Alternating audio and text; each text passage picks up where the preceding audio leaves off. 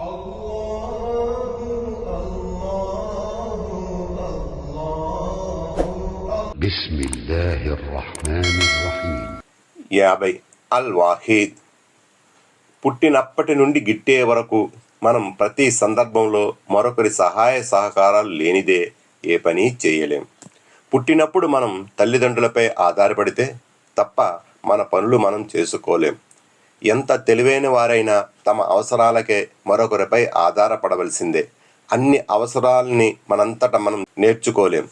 ఒకరు వ్యవసాయంలో, మరొకరు సాంకేతిక రంగంలో, ఒకరు విద్యారంగంలో, ఒకరు వైద్యంలో, రాజ్య వ్యవస్థ నడపడంలో నిష్ణాతులై ఉంటారు. అందరూ కలిస్తేనే అందరి అవసరాలు తీరుతున్నాయి. ఎవరు గొప్పవారు కాదు, మరెవరు హీనులు కారు.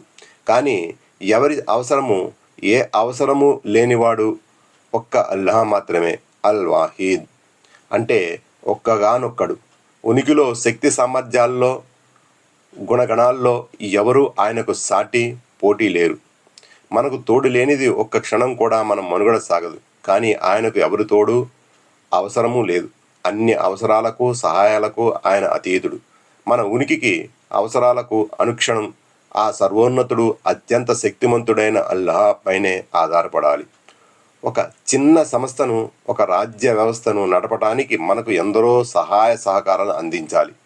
లేకపోతే మనం ఏమీ సక్రమంగా నడపలేము. మన ఒక్కరితో ఏమీ కాదు. కానీ ఈ విశ్వ వ్యవస్థ చూడండి. దీన్ని నడపడానికి అల్లాహకు ఎవరి సహాయ సహకారాలు, శక్తి సామర్థ్యాలు అవసరం లేదు.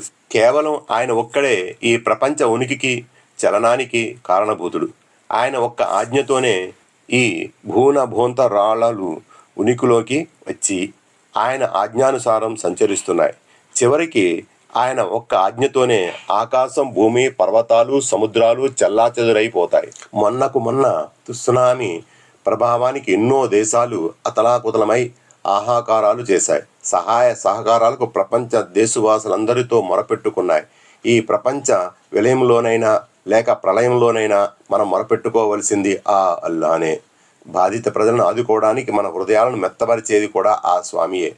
అందువలన మనం ఎల్లప్పుడూ ఆధారపడవలసింది, సహాయానికై అర్థించవలసింది, పూజించవలసింది ఒక్క అల్లాహను మాత్రమే. మీకు వినే శక్తిని, చూసే శక్తిని ఇచ్చినవాడు, ఆలోచించడానికి హృదయం ఇచ్చినవాడు అల్లాహే. కానీ మీరు కృతజ్ఞత చూపడం చాలా అరుదు.